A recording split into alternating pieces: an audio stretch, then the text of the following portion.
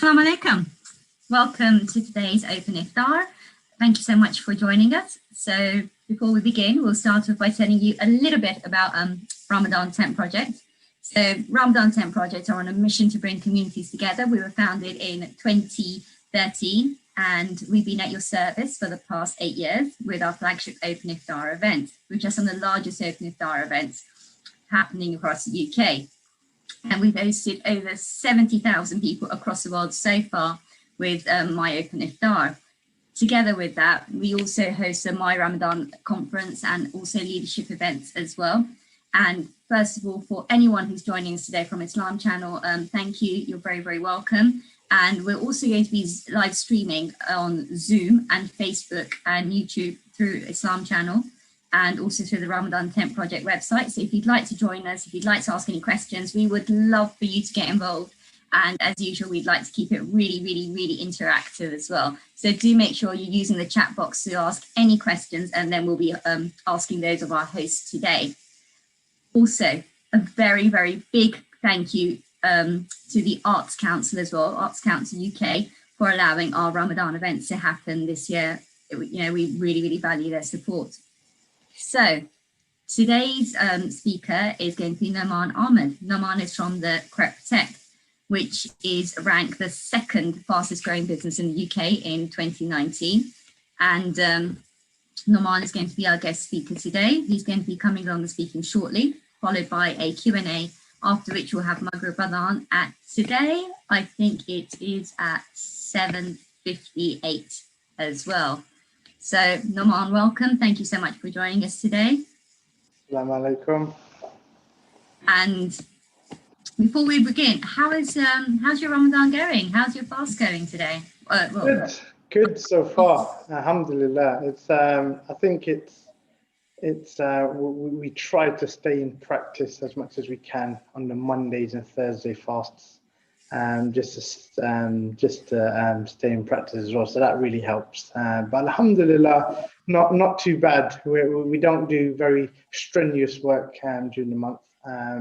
So yeah, we do shape our day-to-day work and lives to make sure the focus is there really. Fantastic. And we normally sort of have a little tradition of starting off our events with, you know, what's for iftar today. So what are you going to be having for iftar today? To be honest, we go to the mosque in the evening, so we don't like to eat too heavy. We don't like to eat too heavy. So generally, it's some sort of meat, and then obviously accompanied by a salad. But we do like our chutneys, so we'll have a homemade chutney on the side. But generally, it's always a meat accompanied by nothing too heavy, because we are in the mosque quite late, so it doesn't distract us. That's great. And let's see, can everyone post in your chat box? We'd love to see what everyone's having for iftar today, and who's come from outside of the UK or whereabouts in the UK you're from. It'll be absolutely fantastic. Now, Sarah, can I unmute you?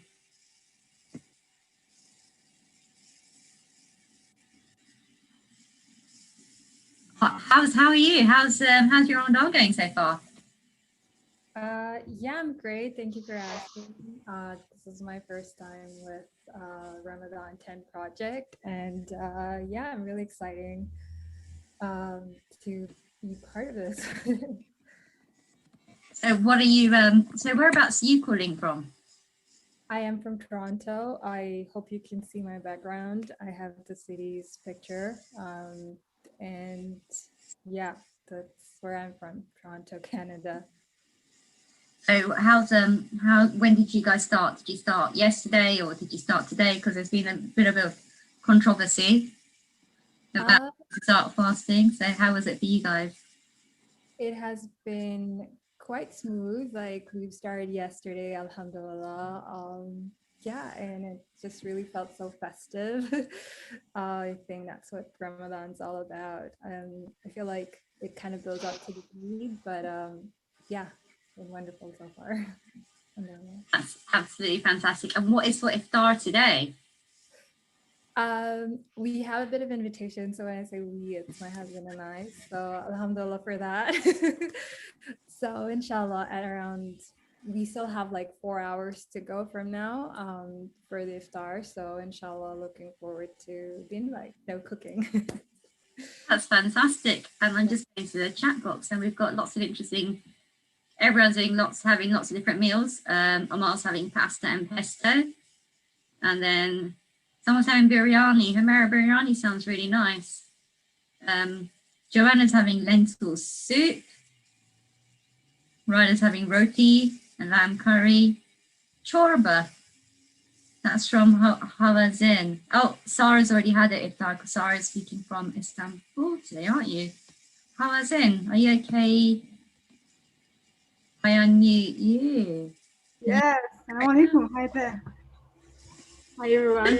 How are you? How's it going? Alhamdulillah, I'm okay, thank you. I'm doing my shawarma right now, so I'm in the kitchen right now, so I cannot put the video on. Sorry, guys. But yeah, shawarma is actually is a soup that we found in well, we have it in Tunisia, I think in Algeria as well. Morocco is so they do shorba, but they do as well harira. So so we all most of the time actually we start with something liquid. So we start with the soup, and shorba for us is very traditional, and as well as I think it's very healthy as well, because we start with something soft and liquid to hydrate ourselves before eating something a little bit maybe more heavy. So I feel like I really like this kind of food for starting. That sounds really, really, really delicious. I have to say, that sounds really yummy. Thank you. Sophia, are you okay if I unmute you? Let's just find you on.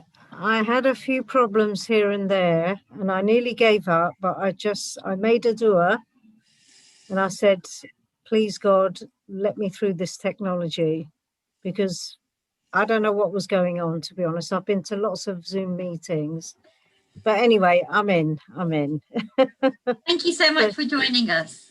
It's not at all. a delight to have you. You're welcome. Whereabouts are you calling from today? Well, I'm actually volunteering, as you know. I'm a volunteer, Sophia. Lovely to meet you. Yes, and you as well. But yeah, I mean, I'm from Southwest London. And how's your Ramadan going so far? It's so far so good. I've been quite busy, but so far so good. Alhamdulillah. That's absolutely fantastic, Sophia. Really, really looking forward to interacting with you during the session, and I'm time. So what we're going to do is I'm going to hand over now to Nohman. Nohman, we're really looking forward to your talk today. Are you set to go? I am indeed. So first of all, I would just like to thank. I'd just like to thank Ramadan Tent Project for inviting me, calling me along to discuss my business journey, which I'll be happy to share today, and just share some insights on our journey and how it developed very quickly into a global business. So we own a business called Crep. If you haven't heard about it, your kids definitely have. It's a trainer protection brand which is sold globally, and it's the world's largest premium shoe care brand in the world. From a very tender age, we've been really interested in sneakers and trainers, and obviously trying to convince your mum to buy you another pair for the year. And I was lucky. I had two older brothers, so I had to share their ones, because I was actually the same size of my middle brother Imran's. So as time developed, we were all very much interested in business and quite entrepreneurship. Like, we were very focused around doing business, but we continued on with our separate journeys in terms of professions. So we as brothers, so it's myself, Imran Ahmed and Rizwan Ahmed, we were very much close. We were very close, and we shared a room growing up. and we were very focused on creating something that is led by passion. And for us, sneakers and fashion was a passion of ours from quite a tender age. And we wore trainers, and we were always really taking care of them, and there was nothing really out there that we could trust to spray or even care for them. So we decided to create a premium product which will answer that need. So we created a brand called Crep Protect. We sold some online, and we were very focused on creating a very premium look on the brand. Shoe care has been around for many years, but it's generally push sold to you at the counter. You buy it because you almost feel sorry for the person behind the till, but there was no interaction, there was no longevity, and there was no excitement around the industry. So we created a brand called Crep Protect, and that was in 2013. We marketed it very well. We have brand ambassadors from Premier League footballers, Dele Alli, to quite some prominent YouTubers and other stars. So for us, it was very much focused around the marketing and creating a brand which is premium, and it maintains our premium price point. So we supplied to stores like JD Sports, Foot Locker, and quite quickly we became a worldwide brand where we sold and distributed to 52 countries worldwide. Alhamdulillah, we were ranked as the second fastest growing independent business in the UK. And for us, it was a great achievement for as Muslims, really, to put us on the map, really. Shoe care, again, it's not the most exciting industry in the world, I'm sure you can agree. But nor was an energy drink like Red Bull. But it was about all of the activity and the perception we created around the brand, marketed it well, and we continued to drive the business forward. We class ourselves as pioneers in the trainer and sneaker industry, which then catapulted us in positions where we were able to expand the business further. We have multiple luxury sneaker stores in Dubai Mall, in the UK. We're opening in Doha this year as well, which really diversifies us in terms of driving that premium message around sneakers and shoe care.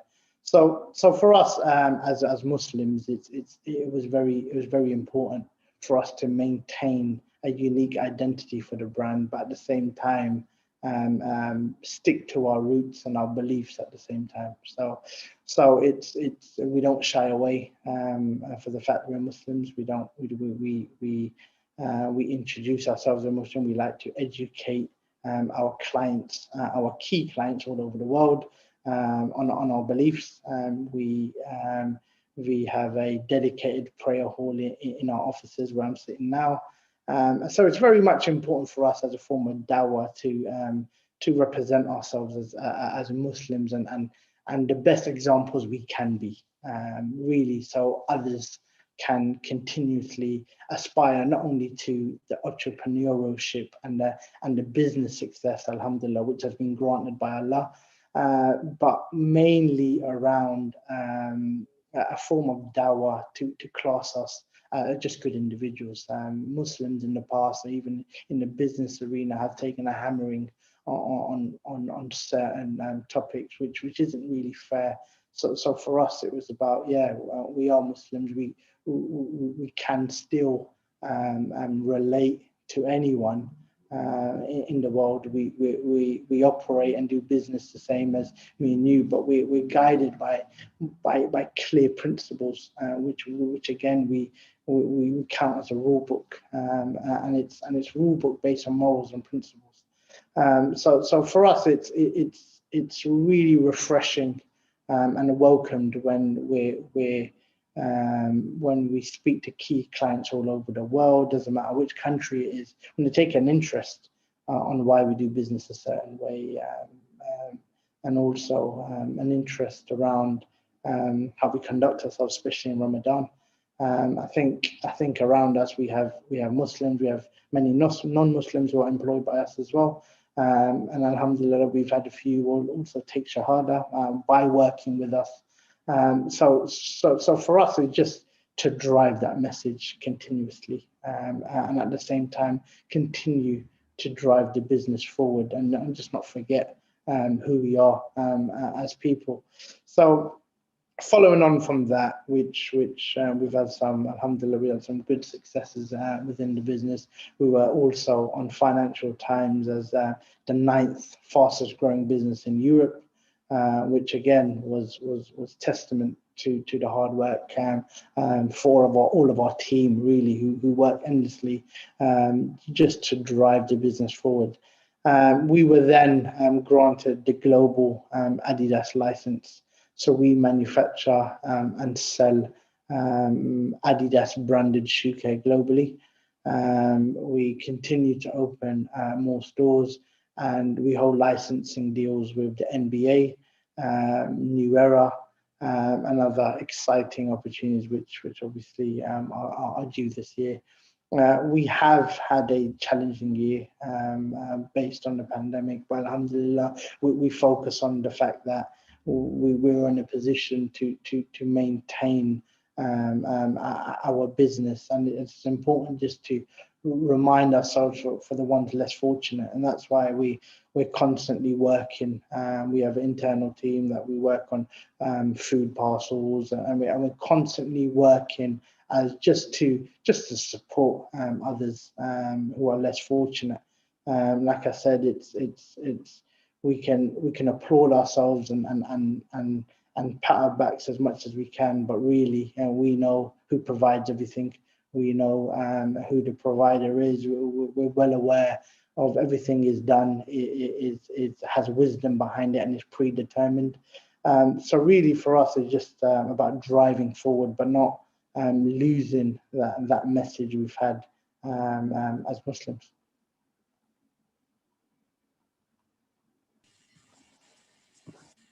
Thank you, Nohman. That's absolutely fantastic. Very, very inspiring.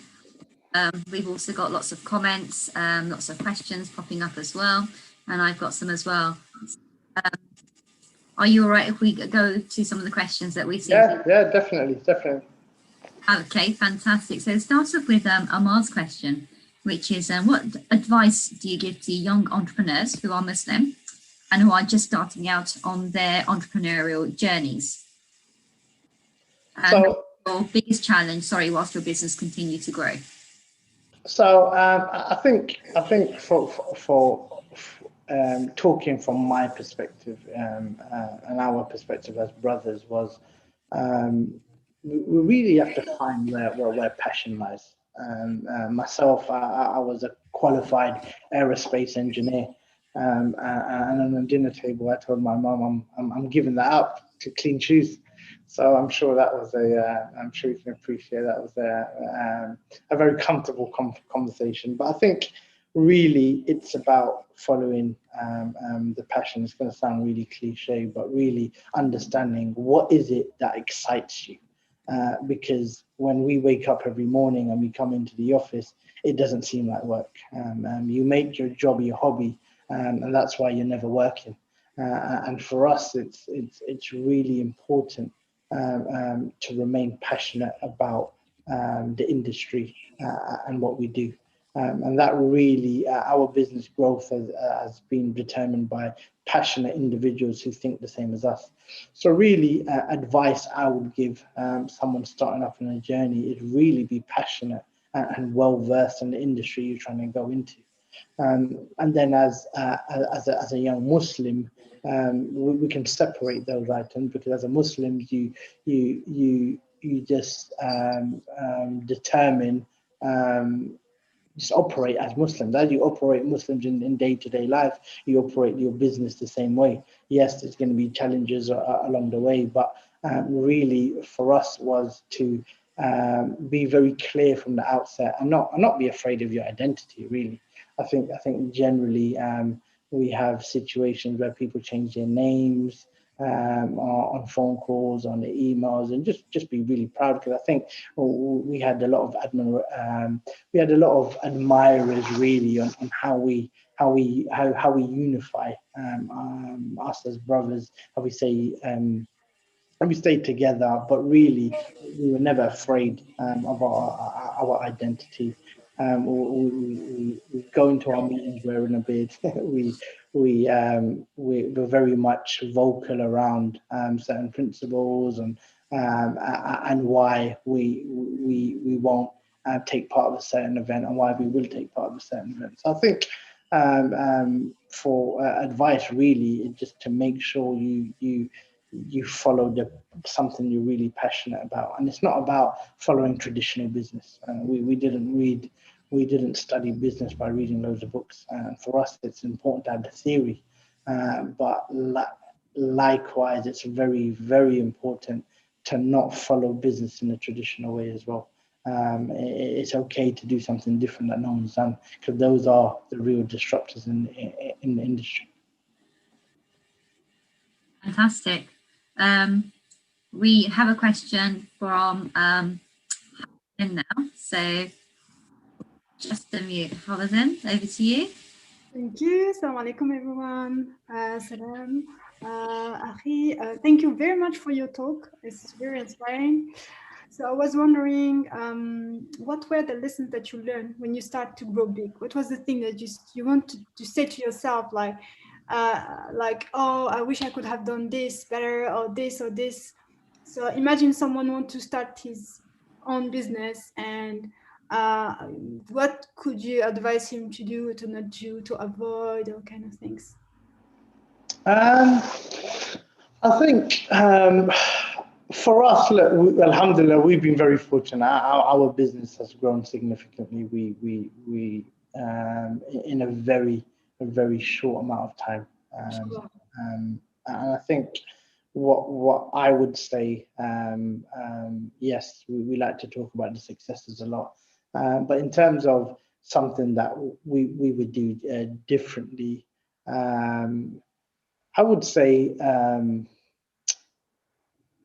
really doing more market research in certain fields. I think for us, we're a global business, and we started in the UK, but we sell now to China. We sell into Brazil, South America, South Africa, Australia, USA. We have offices. So really, for us was we were quite naive at the beginning to understand. I think business is done the same in every single country.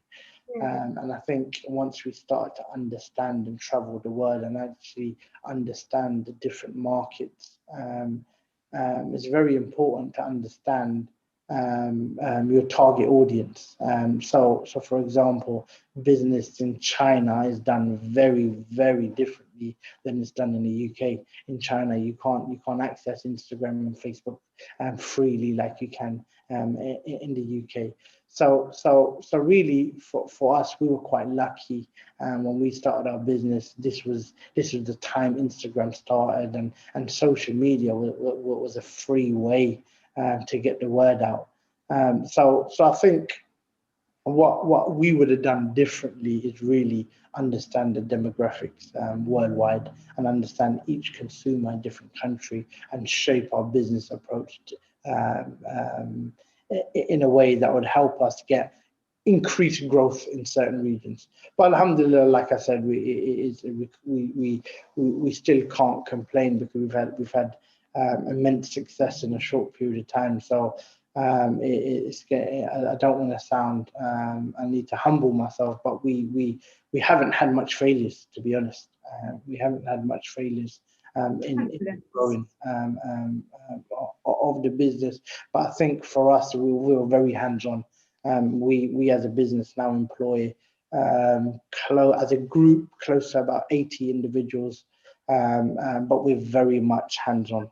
We don't have a C-level management here. and we're very accessible for all of our employees. But more importantly, we sit in an open plan office. We don't sit in a glass office with our feet up. We're very much involved in every aspect of the business, just to set an example, and really be as close as the ground as possible. Because as the business grows bigger, it's quite easily to separate yourself from where the business was born.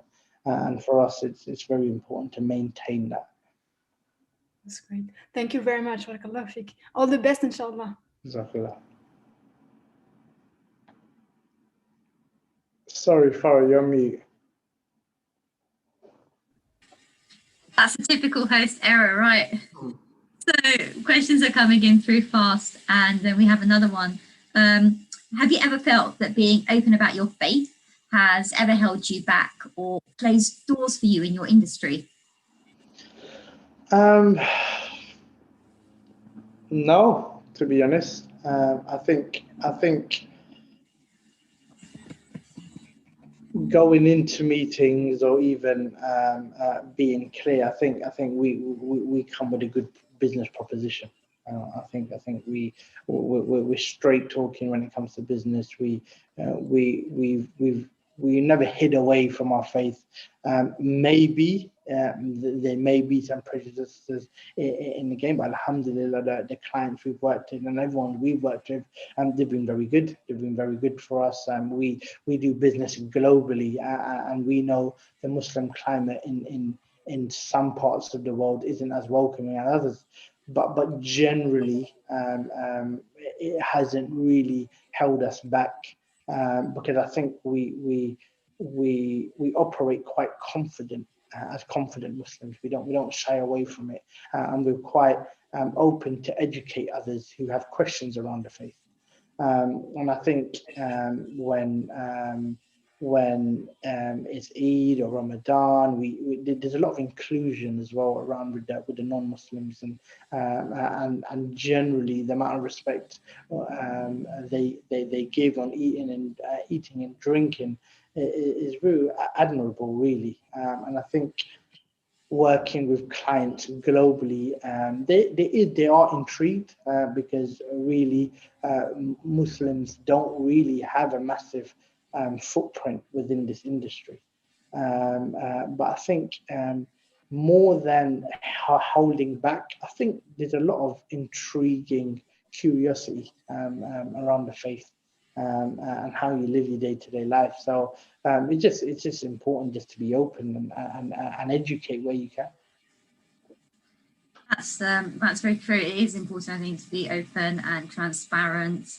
And you said sometimes, people are, new to the Muslim faith, people you've done business with, and what sort of aspects of your faith do you apply when you are doing business with people who may be unfamiliar or who may have had perhaps negative feedback about your faith? How has this driven you forward as well? I think from the outside it's very important, and it's just the beauty of it, of around how we should operate ourselves as Muslim. It just goes hand in hand with just basic morals as well. So I think if you're working even with a non-Muslim, a very morally focused and ethical non-Muslims will operate himself very close to a Muslim. So I think there's very good synergies there. Anyway, so I think as quality, you just operate yourselves very fairly in business. Obviously, there's money involved, there's dealings that need to be done, but really build up a reputation of fairness, loyalty, and trust. And I think for us it's that, but at the same time remaining as humble as possible. Yes, as humans we get weak at times, but really to have everyone around you and people look up to you as just to be as humble as possible as individuals. And I think for us is just the way you operate yourself morally and ethically as Muslims, you gain a lot of respect around your peers, and you gain a lot of respect around your clients. And I think really, when it comes down to obviously difficulties and hardships, it just turn to your faith, do dua, and really be patient. Fantastic. Fairness, loyalty, and trust. Being humble. Those very, very important key points. With the questions are coming in, Nohman, and everyone, do please use your the chat box to ask any questions. Anyone who's listening on Islam channel or on the RCP YouTube or Facebook pages, you can join us. Search for Ramadan Tent Project, and you can jump in on the Zoom and ask any questions of the one that you would like to. And oh, here we go. Ahmed says you're his most favorite speaker of all time. That's fun. Oh no, the favorite. Well, oh, I apologize. He said, "What's your favorite sneaker of all time?" I'm sure you're his favorite speaker too. I'll take the first one. I'll pretend I didn't hear the second part. Favorite sneaker for me, to be honest, I work with Comfort. We do a lot of traveling all over the world. We go to trade shows, we go to exhibitions. For me, it will go down to Comfort. And I think that the Adidas Boost technology works well for me. So I have to say it's the Adidas Easy. Yes, the Adidas stuff. Okay, right. Sorry, Syed, you're disappointed. It's not Air Jordan, which is nicely onto Syed, who's going to ask us ask the next question. So I'm just going to unmute you, Syed. Can you hear me? Yes, we can. Thank you. Thank you very much. I have actually two questions, because you kind of you partly answered the question I had in mind was, did you have situations where people prove to be an obstacle because you're quite open about your faith? You know, in the world of business, people try to not talk about faith, if you see what I mean. So did you have an instance where people put up a barrier or prove to be an obstacle in trying to accomplish something you were trying to do in the world of business? And then my second question, following on from that, was in the world of business, when you're trying to raise funds, and a lot of the times you have to go to investors, and you know, the world of business is very tricky for Muslims, particularly in the Western Hemisphere or on a global forum, when you're trying to get money, because there's things like interest, there's things like, you know, trying to getting halal investments, as it were. How did you navigate that as well as a young entrepreneur? Thank you. Sorry for that. I think the first part of your question, did we get obstacles? Really, as Muslim, yes, there were obstacles. To be crudely honest, Hello? there were. We read situations where we thought, as individuals, we are not best placed for that client. So we have other senior individuals in the business, who and it will be wrong for me to say it's because of our faith, but sometimes you don't click with certain individuals, as well as others can and relate to. So we were quite fortunate we've got quite a diverse senior leadership team and employees and colleagues, really to be better placed and being able to relate with someone else. So we would step back and really get someone to step forward, but really still be there in the background, because we have really good relationships with all our clients globally. Many of them are not non-Muslims, but we work very well together, and synergy. They respect us, we respect them. So yes, there were obstacles, but fortunately we never allowed that to be a bitter pill or cloud our judgments on how we deal with others, or really have a predetermined thought on the customer as a whole. Second part of your question around investment and halal investment. So us as a business, we are privately owned, 100%. We don't have any external investors. We don't have any external shareholders, and we haven't had a need to raise any external funds. I think for us, we worked with a premium brand, which sold at a higher price point, and we focused on maintaining a certain level of margins and keeping our costs low, which alhamdulillah allowed us to continuously reinvest within the business with retained profits within the business. So I think for us, look, we were fortunate, but we understand there's other businesses which don't operate on that level of margin or don't operate with that level of growth which we've had. So I think there's nothing wrong really from my perspective, this is my opinion, of getting an investment, but it's very important to understand the terms of that investment. An investment which is straight equity against your business, that's okay, that's fine. But I think the challenge then comes when investors have terms attached to the investment and they're signed as loans against the business, and that's something that we would, what I would encourage to stay away from. But really, there is deals out there you can get with investors, which really is a straight equity for straight cash in, rather than signing it as a loan against the business. And yes, there are alternative funding out there. There is alternative funding out there. I'm not fully clued up around the halal investments. Like again, there's different school of thoughts around the mechanics and what's permissible and what's not permissible. But generally, for us, we haven't needed to go down that route.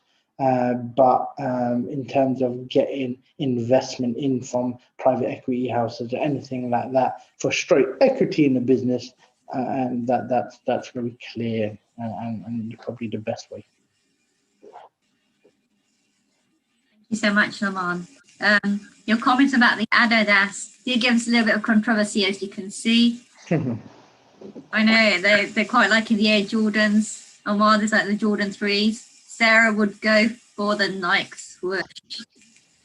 There we go. So a little bit of disagreement there. We'd be really interested to know which shoes you guys like as well. Over to next question. So this one's going to be from Sophia. Right, Sophia, over to you.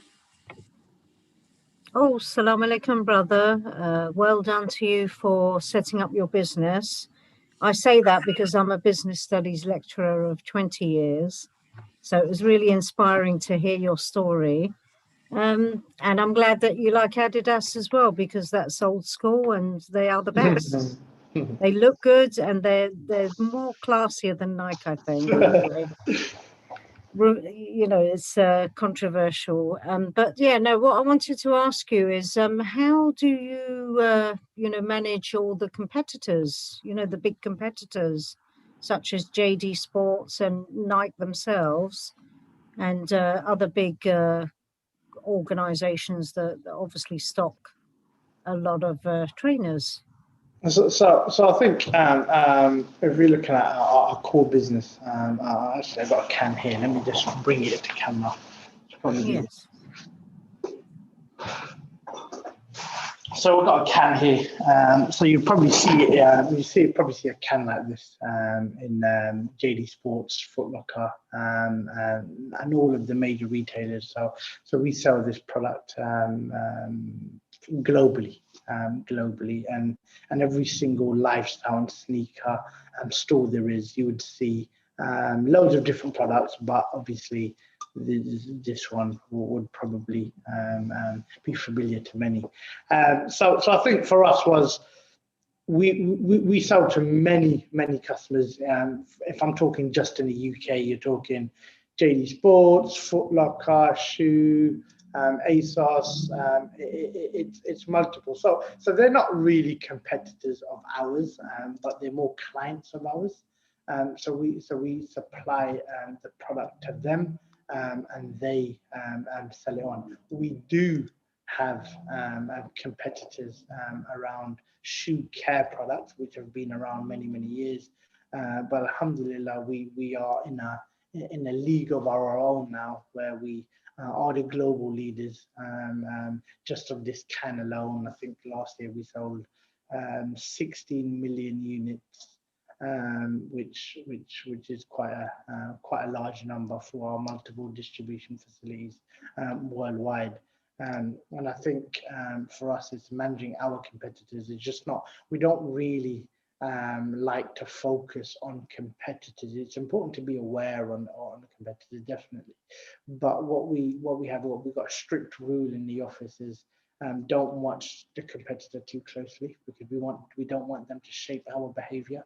We want to be very disruptive and innovative on our side, and we want to look out wide and far. So really, in the sneaker protection industry, we dominate the market now. It's important to be aware of your competitors, but for us, we have to keep innovating and bring in new innovations to retail and marketing. Because again, how exciting can you make a shoe cleaning brand? And that's a constant challenge we have in the business, is how do we stay relevant? How do we continuously speak to our consumers in different parts of the world? So in terms of managing our competitors, is just to keep innovating and just keep making the gap larger and larger between us and them.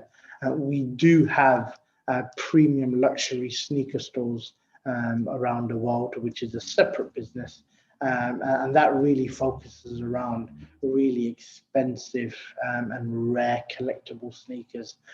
We have sneakers ranging from £300 to, you're probably going to fall off your seats now, but all the way up to £150,000. So it's really collectible and rare sneakers, which we sell in different parts of the world. But that's a separate business. Again, it's if you differentiate your business significantly and have key USPs, you almost find you don't have a competitor, because no one can offer what you're offering. Thank you so much, Nohman. Are you ready for the next question? Yeah. Great. So over to Sarah now.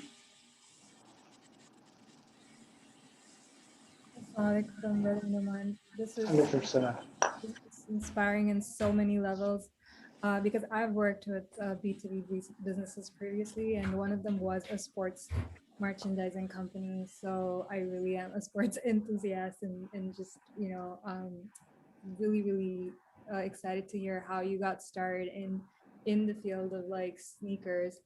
I want to ask you two questions, which was, and also like I'm contemplating on having a business, inshallah, one day myself.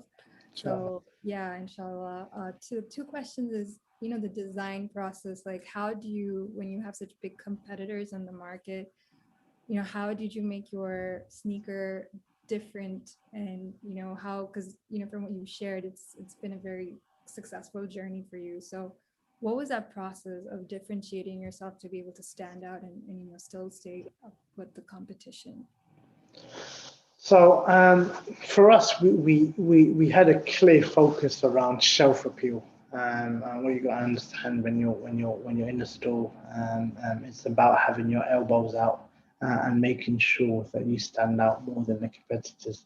So for us was looking at everything around how does a product look on the shelf, what colors catch the eye, what two-color combination work well, and this is our can. We made it quite bold and in your face, and it makes you want to gravitate towards it. So I think for us was really focusing on the packaging. We've all been guilty of it. We all got iPhones.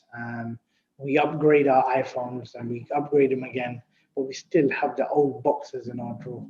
And there's no reason for us to have the old iPhone boxes in our drawer, but we continue to keep them even though they're empty, purely because of the fact, because they look really premium and they feel really premium, and it's quite difficult to throw something away that well, it doesn't have a purpose, but it's about having something that's quite premium that you want to hold and cherish.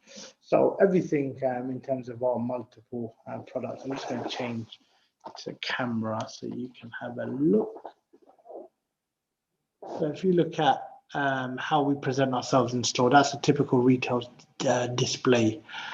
So for us, it's about making sure product-wise and packaging it is really on par and really premium. We don't want someone to get our product and categorize it as shoe cleaning, go home, throw it underneath your bathroom sink and not worry about it. We want interaction. We want to be part of household furniture. We want always our packaging or our containers or something to be around home. We want it to give it a second life.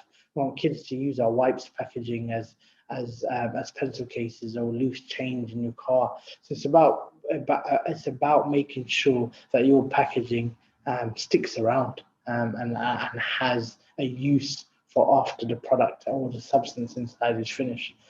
Because really that then trains the eye and allows people to be very familiar with your logo. And it just builds customer loyalty. If I told someone to go get me an energy drink, I haven't even named the name, but they're already going to be starting thinking about Red Bull most of the time because they own that category. And that's exactly what we want to do. We wanted to own a category and not just have a product. We want to own a category where we create a product that's bought, not sold. And that's always been a precedent for us. It's about maintaining our premium price point, but making sure everything about our product from start to finish is premium. And really, that's testament to the design and the packaging. And we've spared no expenses on that. That's brilliant. So I picked up the 3 Ps of premium, product, and I believe packaging. And that wasn't intentional, so I'm glad you put that on. Yeah. The other question was how, when you started with the digital marketing strategy of it, what was that process like? Did you have a certain... For us, we were quite lucky because when we started, Instagram was just starting, and Instagram was starting, and it was a wave where Instagram started to become very, very popular. We, as a shoe care brand, have got 1.5 million followers on Instagram, and again, that's we're still a product, and we've got to keep our content exciting. So for us was about making sure we create content which is actually mind blowing. Like our spray here. If you just need to go to YouTube and write Crep Protect, and you will see where we've done product tests and demonstrations, which isn't the traditional model. We've got quite some rare trainers. We've put like ketchup on top, and we've shown how effective our cleaning item is. We've got really rare trainers which people cherish and don't even take out the box, and we threw them in mud and we cleaned them. So really just about thinking outside the box and being as disruptive as possible. And again, for us, is that we didn't study marketing degrees. We didn't do anything like that. It was just about what is going to excite the consumer. What is something that you're going to want to show your friend. And I think the Instagram era and the social media era really helped us. It has helped us throughout the years.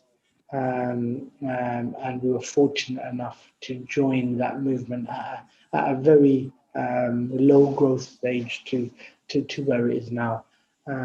So I think from a digital marketing perspective, it's been very clear on how you want to speak to the consumer. But what we focused on is being disruptive and really creating mouth-opening moments on our content.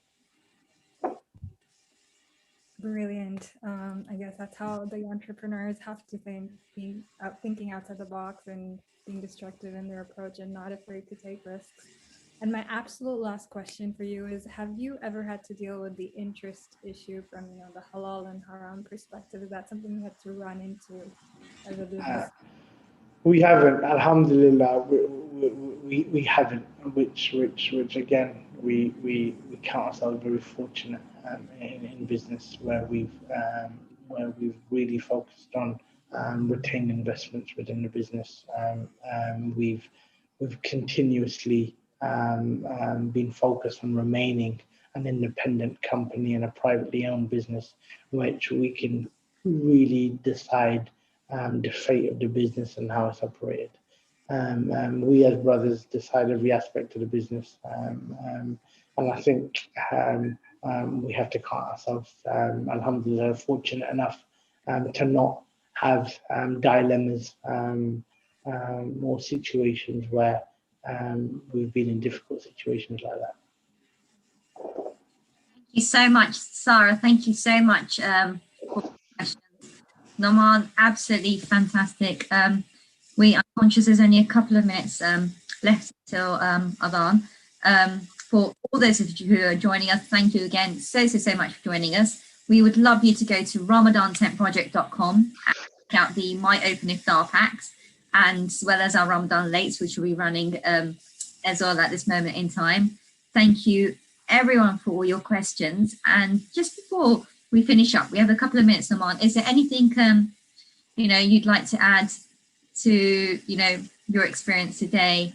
And also, I'd like to say, your packaging idea sounds fantastic. It's recyclable, it's reusable, very friendly, very climate friendly, very green friendly. So yeah, really good idea. Really like that.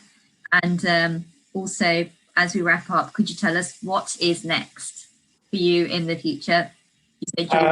What is next as a group? Look, we have a group, and the group is called the Undercover Brothers Group. And underneath that group, we have multiple businesses, and one of them is Crep, which is the global shoe care brand. We have another brand called Presented By, which is luxury sneaker boutiques, which are dotted around in multiple global locations. And underneath that, also we own one of Europe's largest sneaker marketplaces, which is called Collect, which is KLEKT. So for us, what's next is really just driving innovation. We as brothers and our group of companies are quite influential within the industry, and for us, we've had a challenging year just based on worldwide trends. But I think for us, it's just to keep the excitement up, and just keep innovating around the scene. And we want people to look back and think that the brothers, the Muslim brothers, really drove that industry. And I think that's our focus. If we can inspire others along the journey, but again.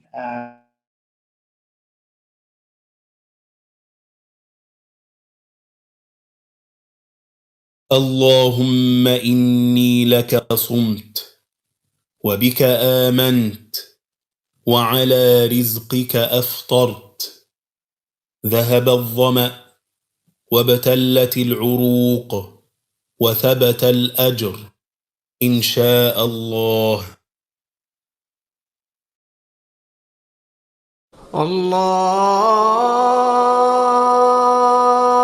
الله أكبر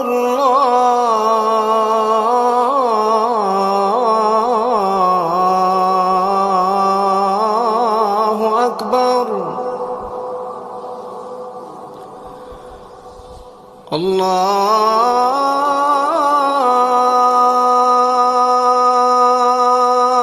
أكبر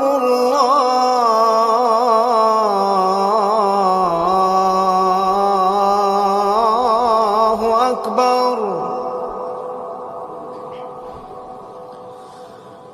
أشهد أن لا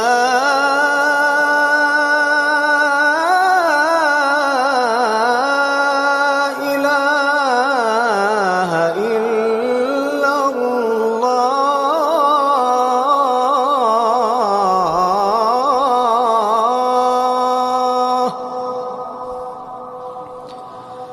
أشهد أن لا إله إلا الله.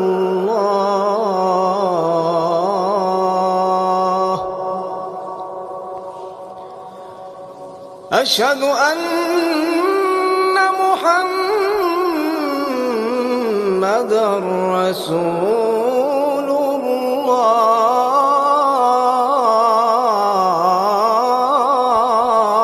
الله أشهد أن محمدا رسول الله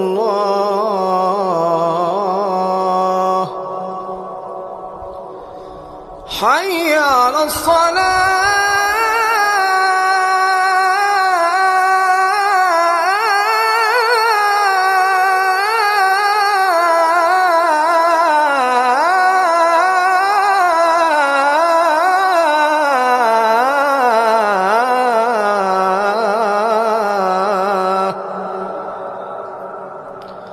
حي على الصلاة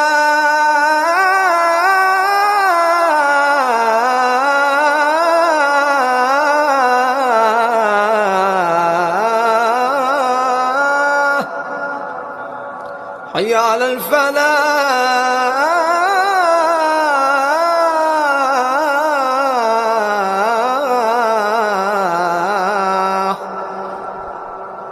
حي على الفلاح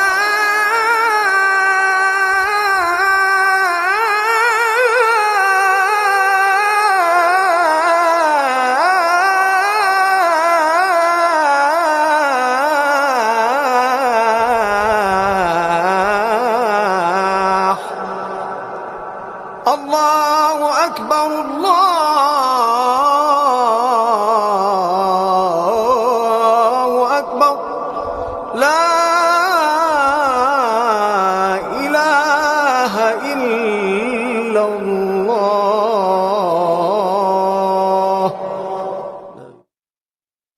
اللهم رب هذه الدعوة التامة والصلاة القائمة آت محمدا الوسيلة والفضيلة وابعثه مقاما محمودا الذي وعدته إنك لا تخلف الميعاد.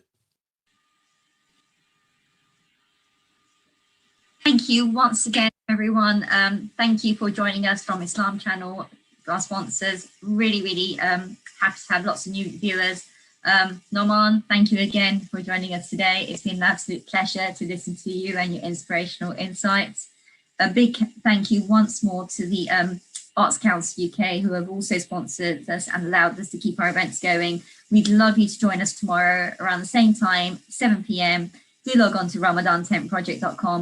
Do check out our open iftar packs and log on and join in the conversation. Assalamu alaikum, everyone.